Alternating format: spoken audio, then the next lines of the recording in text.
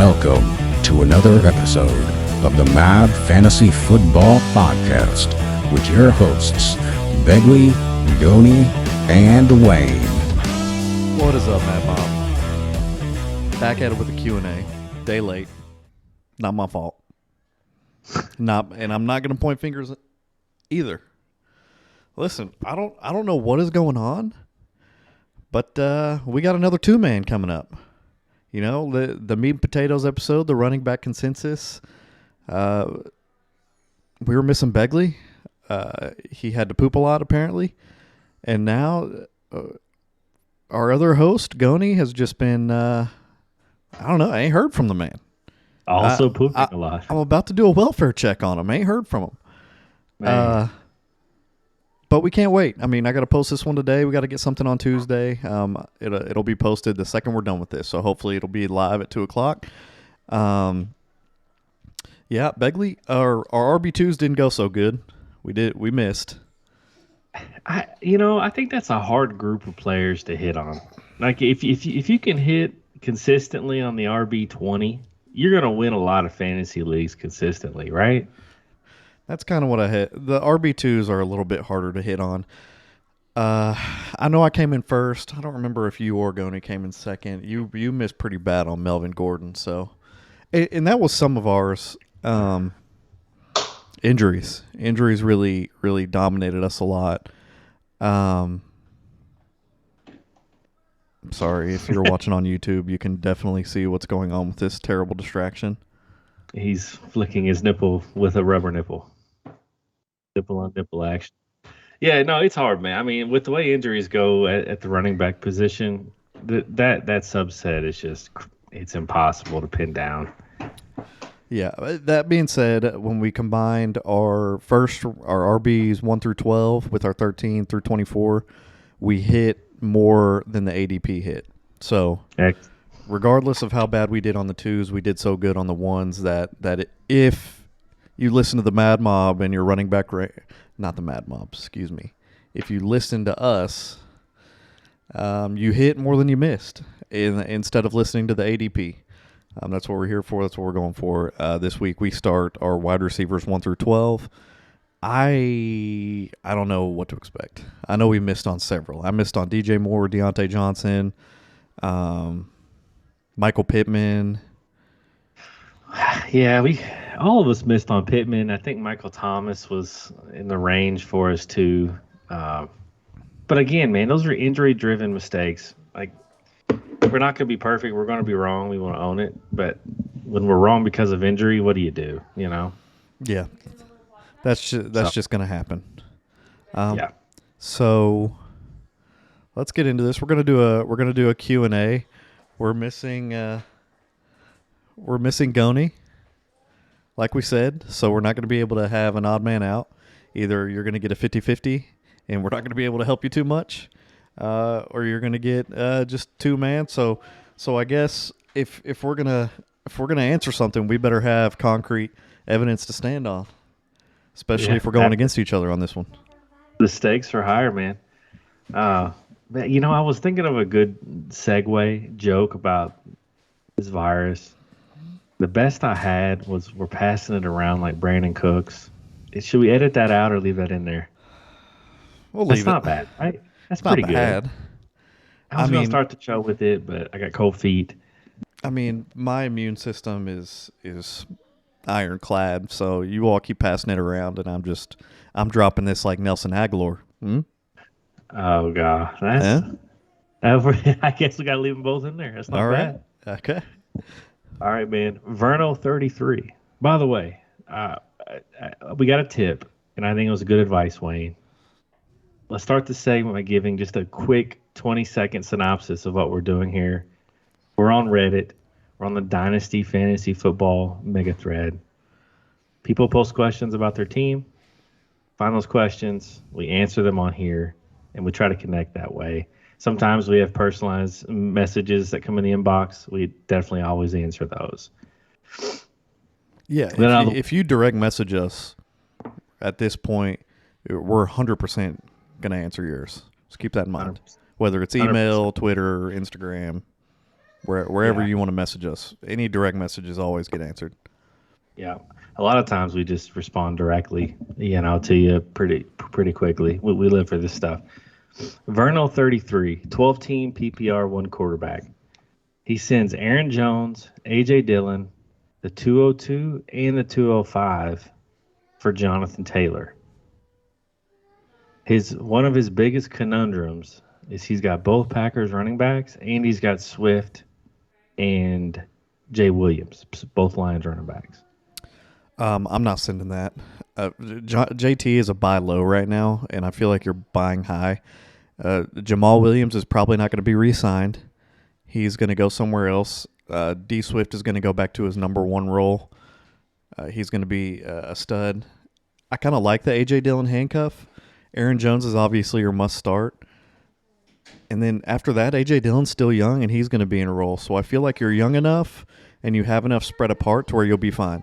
D Swift and Jamal Williams, I'm not worried about. They're going to jump up, and like I said, Jamal Williams is going to go somewhere else. And you could honestly, after next year, you could potentially have 4 RB1s, not from a fantasy perspective, just from an NFL perspective. You could have 4 RB1s on your roster, not to mention you're giving up 2 draft picks. I do think Jonathan Taylor gets better. I don't think he's going to get back to what he was last year. Or I guess we can't even call it last year anymore. The season's over. 2 years ago. Yeah. But I don't send that. Yeah, JT is a buy low right now, and I feel like you're sending too much value at this point. I agree. That's a good way to look at it. It's all about the market, man. You're overpaying a little bit here. I don't mind trading away A.J. Dillon, right? There was just news 2 days ago. Aaron Jones is re-signing in Green Bay. Wayne, I don't know how you feel about this. A.J. Dillon in a couple of seconds. I don't know if it gets it done. I would stomach that for JT, but I don't think you need to send away both backs. Yeah, agreed. Yeah, totally agree. Verno, JT, I like it. Buy low, pursue it. Just try to squeeze a little more value out of it here. All right, JRE 19, 12-team PPR Superflex. He's rebuilding Wayne. His current quarterbacks are Zach Wilson, Jacoby Brissett, Mike White, and Tyler Huntley. He's got a couple turds floating around in his punch bowl at the quarterback position. Give 103 in 2:24 seconds. They're going to be early to get Lamar Jackson. The 103 to get in 2 seconds to get Lamar. And I'll tell you what you think about it. You know I'm a Lamar fan. I'm doing this. I'm on the Lamar train. I don't think he's in Baltimore. I think he gets a fresh start. I'm not doing it. Well, listen, his roster seems like it's off. It's far off. Lamar Jackson is not the type of quarterback that'll be able to command the longevity of like a Matt Ryan, Phillip Rivers. Nobody's Tom Brady. I don't even want to mention that. He's one of those guys that I think once he hits, 33, 34, he's going to start going downhill. That's just the type of quarterback he is. That's what got him to the NFL, and it's unfortunately what's going to get him out kind of early. Same with Jalen Hurts, Justin Fields. I think your rebuild, your team seems pretty bad, and I think you just need to draft young. Get a C.J. Stroud, and just kind of take your time rebuilding, because I feel like Lamar Jackson's going to put you in hurry up mode, and your roster just seems like it needs a little bit more work. Yeah, I'm not going to hate you on that. I'm on a different side, but I can see your viewpoint. He's 25. I mean, he's still young. He's only a year older than Joe Burrow. I think a fresh start helps, man. I mean, what if he goes to the Jets, right? Or if he goes somewhere where there's weapons in place, he could be all right. We really haven't seen Lamar with a true number one receiver. I'm with you. I think Lamar's going to be good. I'm 100% with you there. I'm not arguing the talent of Lamar. I'm just saying with his roster, it seems so bad that he's going to waste 3 years of Lamar's career rebuilding, and then after 3 years, who knows? He'll probably sign maybe a 5-year contract. I think like that's like max what he'll get because teams are scared of quarterbacks that rely on mobility. So I don't know that he'll sign a huge contract. I think you're definitely in a 3-year-ish rebuild based on your quarterbacks and a super flex. So it's not a question of what I think Lamar's going to do. I agree with you. I think Lamar's going to be good next year if he goes somewhere else. I think he's going to be good if he stays. I just don't know. I think you just need to fully commit to a rebuild and just draft young. That's my opinion on it. Yep. No need to accelerate the rebuild. I'm with you. I think this one's going to be easy for both of us. Hoth and Shanson, 12-team, 1 quarterback PPR. He's trading away Christian McCaffrey. He's receiving Javonte Williams and Jacoby Myers. Does that do it for you? No. It's way too light. No, not even close. I don't want to say Javonte on first, but if I'm a CMC owner, that's about what I want. 100%. Yeah, that's not going to get it done, Hoff. CMC's a league winner. Yeah, 100%. You're sounding way too light. Even if you're scared of the injury concerns or Elijah Mitchell coming back, it doesn't matter. Look at Javonte Williams. Javonte Williams coming off an injury, and Jacoby is he's a Patriot, and Bill Belichick pivots from player to player so often. Julian Edelman is like the longest he's ever stayed with a player, and Jacoby Myers is not Julian Edelman. But even with Jacoby, like you're looking at his. I like his floor. His floor is 10 points, but his ceiling is also like 14 points. So yeah. I think you can get more. Yeah, I mean, for perspective, in one of our fantasy leagues, I gave away CMC and got Brees in a 1. I mean, for perspective, I think Javonte and Jacoby's way too light. I value Brees higher than Javonte. Do you? Yeah, absolutely. I've been with you, man. I don't love Javonte. Goni's a much higher on Javonte than me and you are. Not a huge fan.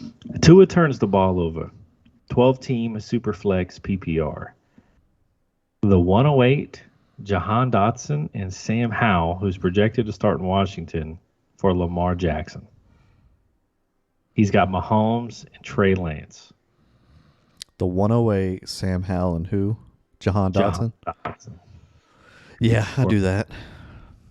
We're shipping it. Couple Pat Mahomes with Lamar Jackson, and you can have crap outside of that and still win some games.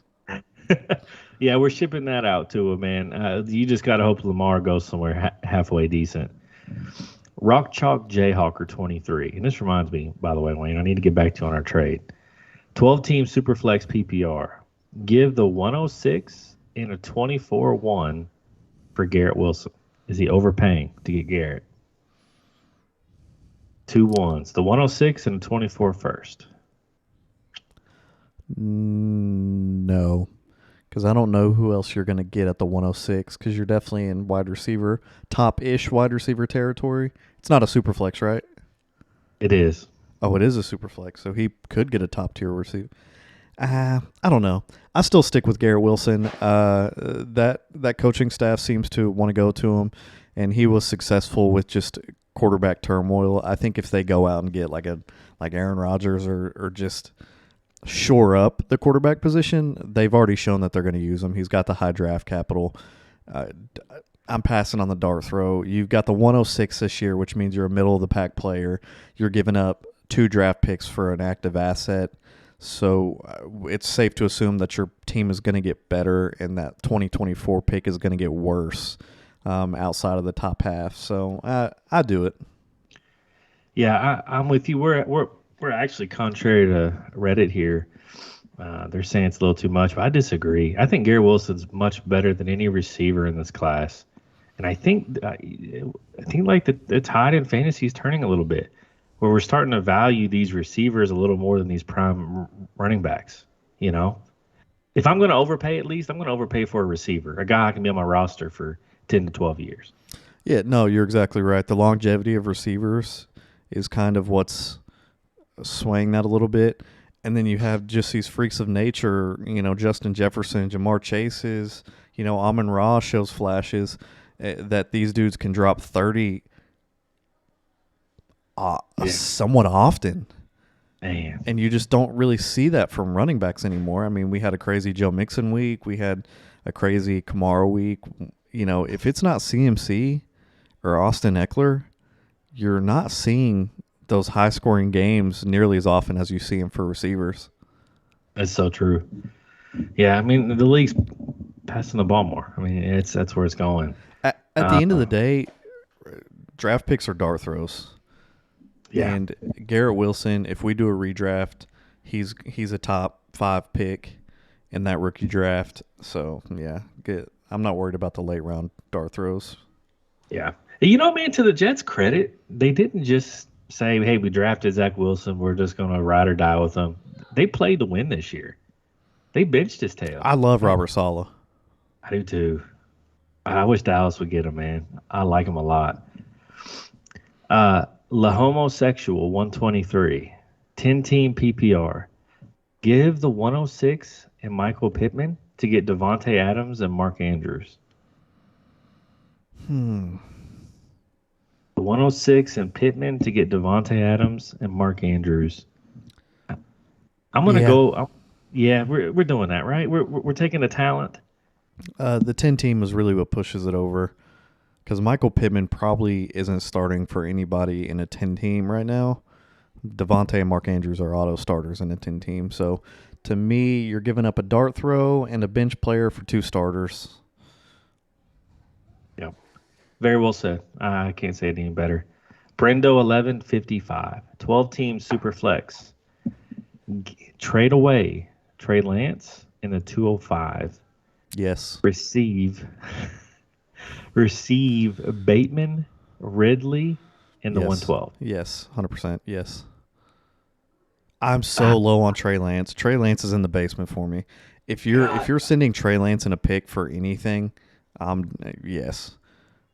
You should too. You're high on Calvin Ridley. This should be an easy one for you, honestly. I do like Calvin. Look, if Trey Lance, if he gets the quarterback position in San Francisco, you want a piece of that, right? No. You want to. He made Brock Purdy look good. You want a piece. So low on Trey Lance. Because you don't think he'll win the job?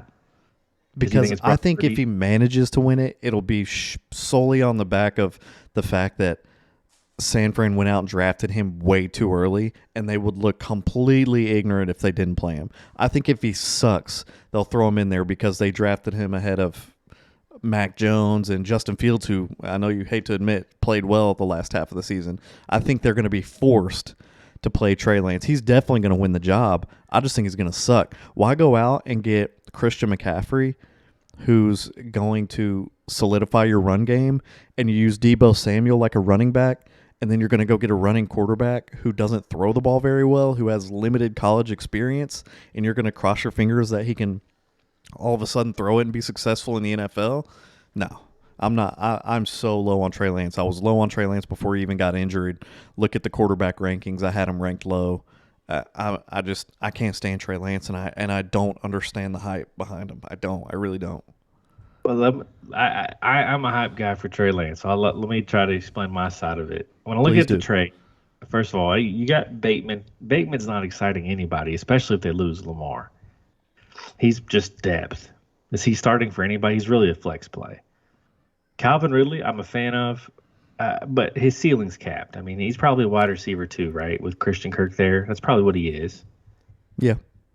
In the 112, I mean, it's the 112. I mean, it's first round. It's a good draft. I'll take the 112, but it's not exactly premium real estate. Mm-hmm. The upside you get with Trey Lance out of all these packages is he uses his legs. He's mobile. We saw with Jalen Hurts what a running quarterback, Justin Fields, what a running quarterback can do to your fantasy team. He's with Mike Shanahan, who made RG3 look competent. This is Shanahan's guy. He drafted up to get him. He beat out Jimmy Garoppolo last year, who was fresh off an NFC Championship game appearance. He beat him out for the job. I mean, he got to start week 1.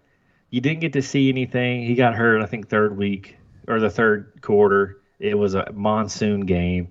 I'm going to take the upside here, and I'm going to gamble. It's a dice roll. I understand if you want to be conservative. There's just a lot of feathers in the Trey Lance cap right now. And he's got weapons, Wayne. All the weapons. I don't think he beat anybody out. I think the 49ers got so much flack for moving up and drafting him what everybody thought was too early that they had to start him. Here's how I look at it is you're right, Rashad Bateman is a depth piece. I'm getting a starter and a first rounder. I'm getting a bench player, a starter, and a first rounder for a bench player and a second rounder. That's how I look at it. Okay. But if you think, I guess if you think Trey Lance is going to be a poor man's Jalen Hurts or Lamar Jackson, I guess you could see it. I just don't see it. They have too many weapons on that offense on the ground to rely on Trey Lance on the ground. You know what I mean? Like they're going to use like their first run option is going to be CMC. Their second run option is going to be Deebo Samuel. Yeah. It's true. I don't like him as the third. I don't like his fantasy value as him being the third option with his legs. Justin Fields is their first, second, and third option on the ground. Yeah, he's the ultimate dice roll in fantasy, I think, this year. I mean, in a redraft league, would you take a Kirk Cousins, Trey Lance stack at quarterback and just see if he hits? Or are you just avoiding him at all in a redraft? In a redraft, I'll draft him late. I mean, I'm not drafting him any earlier than the 12th, 13th. Yeah. He'll be one of my real late throwaways, but I know somebody's going to pick him before he gets there just based off potential, but that's the thing. I'm rating his potential as so low that I won't touch him. You'll take him long before I take him. Okay. That's fair. Dankraham stinking. 12-team, half PPR, super flex. So the half PPR, I think, matters. So does the super flex. Team A gets Deontay Johnson and a 25 third. Team B gets Geno Smith. That's a good one. In a super flex, I'm going to take your advice because you're our in-house super flex guru. Take the quarterback here, right? Yeah. It would make me think if it was Deontay in like a 24 first, but a 25 third, you don't know what that's garbage. You don't know what that is. And so pretty much I'm looking at it as DJ versus Geno. And again, yeah, you're exactly right. In a super flex, you're always taking the quarterback.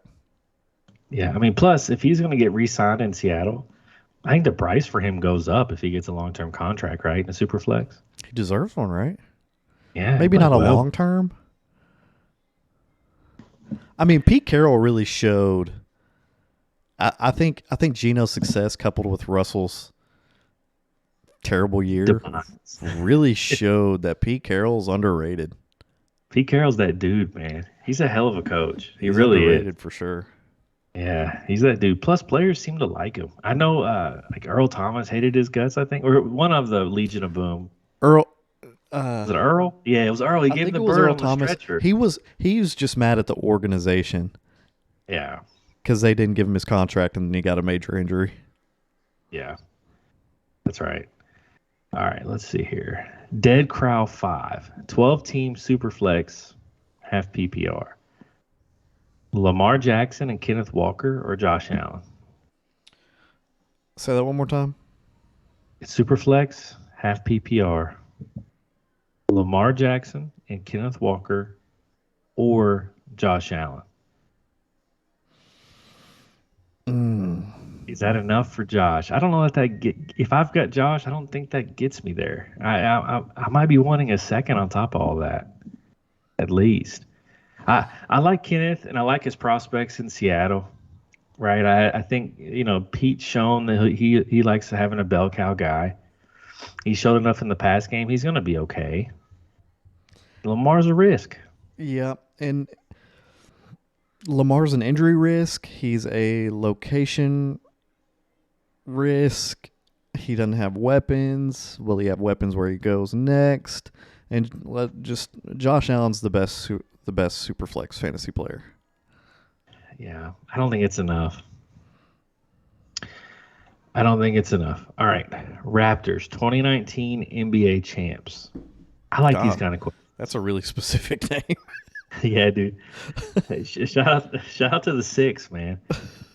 Give the 105 and the 306. Get the 109 and the 202. I like these kind of questions. What's your philosophy? You ever have the premier prospect, or do you think you can find value in this draft, Wayne, from the 109 to the 202? I can find value. I've already done some research in this draft, and you can get at the 109 and the 202. You're looking still at two. See, that's the thing. This draft is so deep that even if you're getting I believe there's 5. Let's see, 1, 2, 3, 4, 5.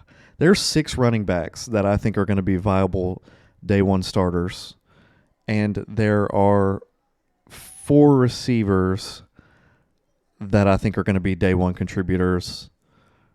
You have Baby Gronk that's coming out, so you have 10 non-quarterbacks that are going to have legitimate fantasy value day one. And if you're swapping the 106 for the 109, you're definitely still within there. The 202, you're kind of on the back end of it, but, a couple people take quarterbacks, a couple people, plant their flag on somebody and take them early. You can definitely have one of those guys slide to the 202. So that's kind of, they're close enough. The 109 and the 202 is close enough that I would probably take those 2 picks and get rid of my third. I would too. At the 109, you're going to get Quentin Johnson, Jackson Smith. You're going to get one of those 2, or at worst case, Kayshon Boutte, however you feel about him. You could get Tank. You could get Tank at the 109. Tank probably falls there, yeah. Yeah. I like Zach Charbonnet out of UCLA. That's a guy I'm going to be looking to hopefully get my hands on. I don't know if he's going to fall this late, but I agree with you. You should be able to get, if you're into, if you're a Kyle Pitts drafter, you can get Baby Gronk at the 202. I think it's a great pick this year, by the way. Yeah, there's still, in this particular draft, there's a lot of value still in the back end of the first and the early part of the second for sure. Yeah, totally agree. COC God. Cock God. 12-team Superflex PPR. I'm going to hope it's Clash of Clans. Oh, there we go. Sorry, I'm the cock god, baby. Give Miles Sanders in a 24 first, projected a late first for Jerry Jeudy. Ooh. I wish Goni was here for this one. He'd say ship it. He'd take us right to the shipyard and get it out to sea, buddy, in a heartbeat. You know what? I'm gonna bring him in. I'm gonna bring him in. We need him on this one. I think I do it. I'm not big on Miles Sanders, Wayne. I think I do it as well. I think I'm doing it. I don't like the 24 draft. Lottie. Hey, man, I had to bring you in a podcast. It's a Goni question. You're live. Sure. What's up, man? Do you do Miles Sanders and what was a late 24-1. A late 24-1 for Jerry Jeudy? Miles Sanders and a late 1 for Jeudy. A late 2024 1. No. Really? If I'm the guy with. So wait. The guy has Miles Sanders and the late 24-1. Yes, he's trading it away for Jerry Jeudy. Oh yeah. Sorry, I just pulled the U on that one. Absolutely, I'd send it. I don't know where Miles Sanders is going to be next year, and the 2024-1 is extra far away. Jerry Jeudy, looking for the blow up. Yep, that's what we thought. We wanted to bring you in on the Jerry Jeudy question, and we're actually in agreement with you on this one. Man, doesn't happen often. It doesn't happen often. All right, we'll let Goni go back to being sick. I had to phone a friend on this one. I appreciate it, man. I appreciate the guest appearance. All right, hey, enjoy take the some virus. Imodium and feel better, man. Absolutely. Later, brother. Later. There you have it. Take the risk on Jeudy. Mo Dinero, 954. Nick Chubb for the 204 and the 205. Oh, yeah. No. Are you trading Nick Chubb? No. You still got 2 good years out of Nick Chubb. He's still leading the league in yards per carry. Yeah, it's easy. Mo, get out of that trade, man. You don't want any part of that. You need to absolutely get a first. Wayne, I've seen this guy a lot. Jordan Love. I've seen this guy in a lot of trades. People are trying to sell him while they can. JPJ 1212. So it's a super flex. It's a PPR. He's trading away the 107 in Jordan Love for DK Metcalf and the 302. Yes, 100%. Not sold on Jordan Love being in Green Bay? Dude, we've seen Jordan Love. We've seen him. He's trash. He's trash. And if Aaron Rodgers couldn't be successful with the lack of weapons there, you think Jordan Love's going to come in and do anything? It's true. We've seen him. We've seen Jordan Love. He's awful. And last time I checked, they're not going out and getting any weapons. It's true. If Green Bay loses Aaron Rodgers, and it's still an if, like everybody's talking about Jordan Love being the number 1 in Green Bay, and I understand that's like where everything is pointed, but at the end of the day, like Aaron Rodgers is still there. But even if he isn't, Jordan Love is trash. He's trash. He's trash. I agree, man. Now, but let me ask you an interesting question. This little game theory here. If you have Jordan Love, is it worth the risk to you to wait? If Aaron goes somewhere else, his price goes way up, right? Do you play that game? Yeah. I mean, I guess, because to me, like, Jordan Love's value is not high regardless. So if I can get, 25 cents out of him instead of 20, I'll take the 25 cents. I'll take the 5-cent gamble. Yeah, I think I do. I don't think Aaron's going back to Green Bay, right? I mean, it's been weird there. He's got to find a team that can take that contract. I mean, they signed him to a big old contract. He's got to go to a team that's A, needs him for a year or two because he's a rental at this point. Yeah. B, is willing to take that cap space hit, and can take the cap space hit. Tampa has no cap space. We've got negative amounts of cap space. It'll never be Tampa. Yeah, it can't be Tampa. Yeah, we do the trade. If I've got Love, I might roll the dice and just try to hold him until we can get Rodgers out of Green Bay. Because there's no guarantee he even plays if he goes back to Green Bay, right? I mean, at this point, are you willing to bench him just to see what you have in Jordan Love? No, you can't do that to Aaron Rodgers. Okay, just asking. All right, DF reinvestor. Though he's trading away his 110 to get Dameon Pierce. I do that. I do that too. Dameon Pierce is better than the 110 dart throw. Again, it's their higher probability than normal dart throws this year. But Dameon Pierce, I don't think I necessarily argued with you all on this one, but I definitely didn't plant the flag like you and Goni did on him. And you were right. You said there was a clear path to number 1, and he got there quickly and produced instant fantasy value. The Texans, they're kind of on a best available draft strategy right now, but they can't be any worse than they were last year. No, I mean, it's shaping up to look like they're going to get C.J. Stroud. They got the second pick, and it looks like they're going to probably, a lot of the mocks I've seen, they're going to go receiver with their other first-round pick. If they don't draft a running back, I want all of Dameon Pierce because that offense, it can't get any worse.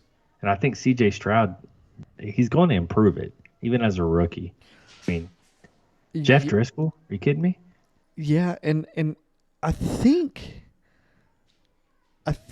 Dameon Pierce showed you enough. Yeah. That you don't waste a draft pick on another running back because you just have needs everywhere else. I think they should make a big splash in free agency. They have the 5th most cap space going into 2023, so they have the money to make a splash this year. Yeah. I agree. I think do it. If Houston drafts a running back, his price is going to go down a little bit. If they don't, it's going to go up. I'm with Wayne. Let's go and get Damian. What's your opinion? My opinion is they don't draft a running back. What do you think? If they do, it's late. I think they have way too many gaps on the roster to fill. I agree. I'm with. Yeah, give me Damian. I like him. He was underdrafted last year. His draft capital was kind of fool's gold. He was a second rounder, right? In the rookie drafts? Yeah. Yeah. Yeah, he was drafted in the 4th round, I think, which he wasn't 4th round talent. He just didn't get on the field of Florida. No, and no running backs really got drafted in the NFL. Brees was a second round pick. So, I mean, Yeah. it was just a lot of late round, quote unquote, running backs went, but from rookie draft perspectives, they were top talent.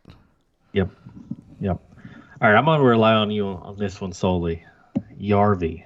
He's trading away Kyler, his 207 and his 208. It's a super flex to get the 102, the 109, and the 302. So Kyler in 2 seconds for 2 ones and a third. Yes. I do that. Kyler's on a downward trend. He's still young. Give me another young quarterback in the draft at the 103. Let me kind of reset there. Kyler's small. He's losing D-Hop. He's not running as much. The Cardinals' offense stalled a lot, which didn't give him a lot of opportunities. He's still going to be a QB1 for you, but I think if at the 103 you can get possibly a CJ Stroud. There's like 5 quarterbacks that you can get that are going to start day one, and they're going to have, in my opinion, with Kyler losing DeAndre and not running nearly as often, and the Cardinals' offense being terrible, and Cliff Kingsbury being out, I think the value. I think Kyler might do a little bit better than whatever quarterback you get, but you're also moving up draft picks. So overall, it's all about the points. I think you're getting more points selling Kyler right now. Fair enough. MZKP54. This one's interesting to me. It's a super flex. It's a full rebuild. He has a lot of picks. Should he trade back and trade his 102 for the 106 and 110? No. You definitely don't. No, not the 102. You take Bijan or Bryce. Yeah. Or maybe Stroud there in a super flex. I take Bryce. Bryce definitely first. Yeah. Over CJ, assuming Bijan's gone. Do you take Bijan or Stroud at the 102 in a super flex if Bryce is gone? Stroud. I do too. It's hard to pass up. I think he's going to be successful for a long time in the NFL. He looks good. He does look good. I agree. Yeah, no, the 102 is way too valuable, especially in a super flex. No way we do that. All right. DJ Main 93. He's getting JT, and he wants to know if he's giving up too much. He said he's completely set at wide receiver. He's trading Joe Mixon, Jahan Dotson, the 107, and the 109 to get Jonathan Taylor. Is that too much?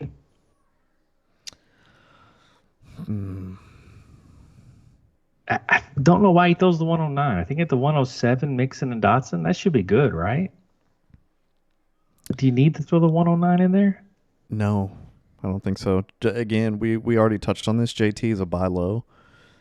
Joe Mixon, I think, has one more solid year in him. He finished as an RB1 this year. I know he had that 55-point week, but he also missed a few games, so he was going to be an RB1 regardless without the 55-point game if he was able to play the rest. And he was one of those guys that was stuck in concussion protocol limbo this year, so it's not like he had a major injury that required him to miss a couple games. He just got in the concussion protocol limbo of 2022. So he really doesn't have any lingering ones. The dude has given up Jonathan Taylor, who was poo-poo this year, for an RB1 plus. Yeah. If you take names out of it, if you just say, hey, I'm going to give you the RB 40 for an RB1, a WR 103, a 107 and 109, it looks ridiculous. Yeah. So you're trading off potential. You're trading players that have already produced for a potential in a player. Yeah. The Colts are still without a quarterback. The Colts still need a coach. There's nothing that has hinted to him just being amazing again. I'm with you. The 2 first-round picks are too much.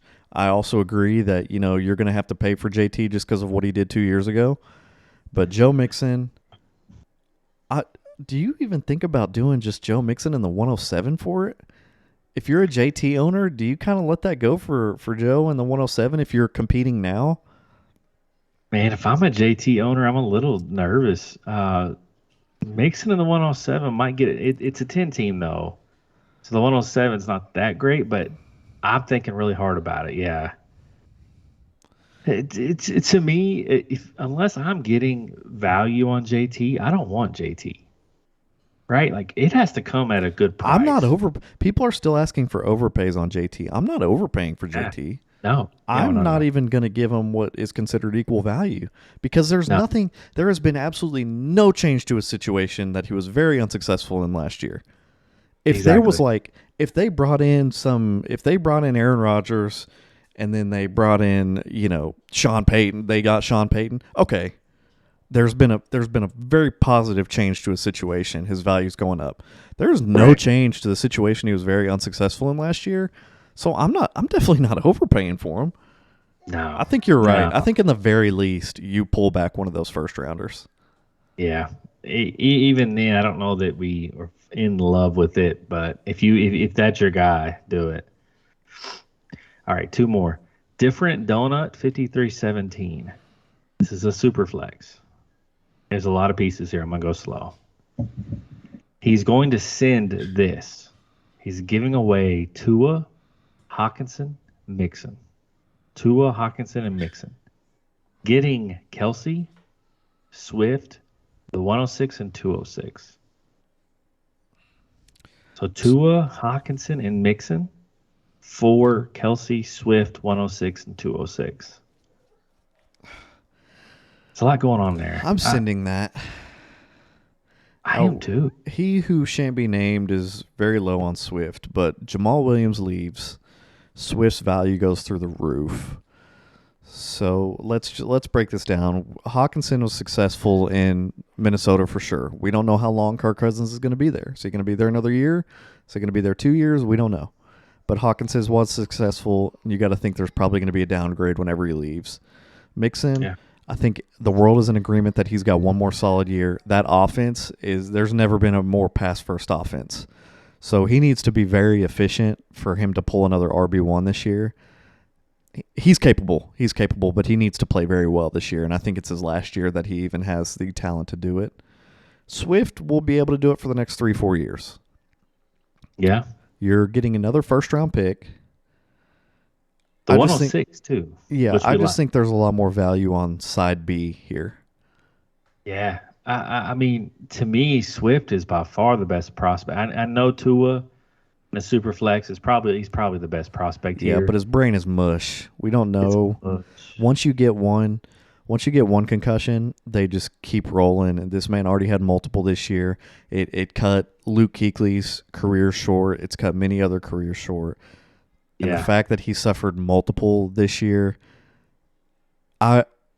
he doesn't retire, but it's got to be in the back of his mind. He's got to have some people in his ear saying, "Listen, there's life after football."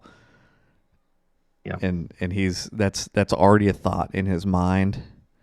So who knows how much longer he plays? Honestly, if he suffers, I think if he has another 2 concussion year, I think he's done, and I think it's very possible with how many he had last year.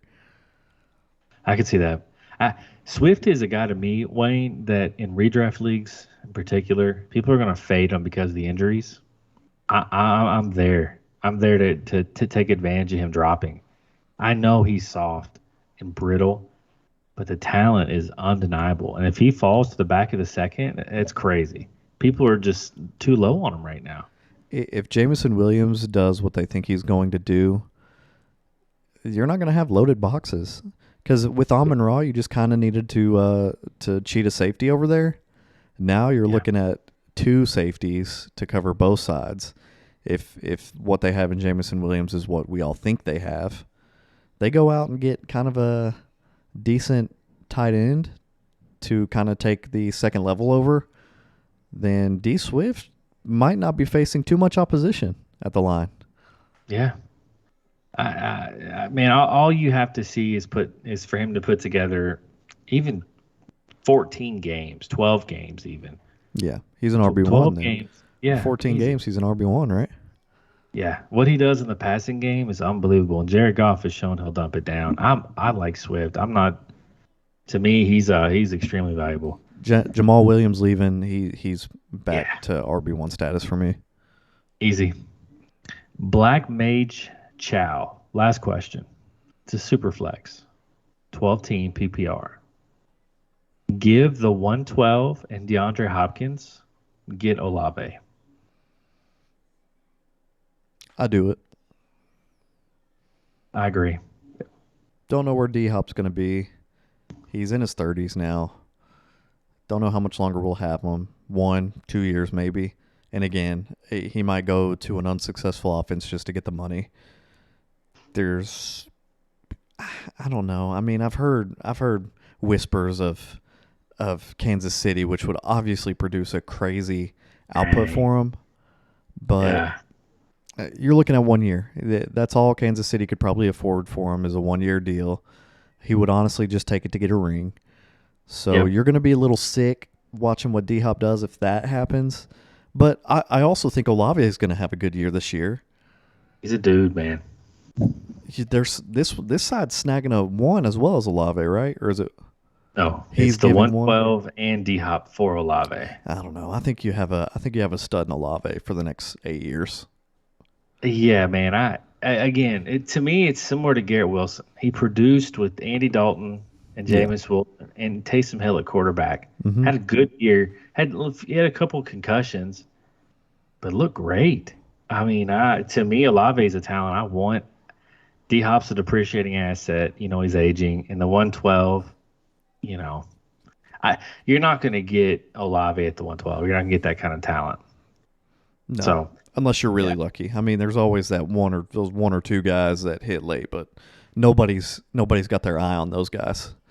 Yeah, absolutely. Yeah, take Olave. All right, Wayne, that's it, buddy. All right, man, Bob.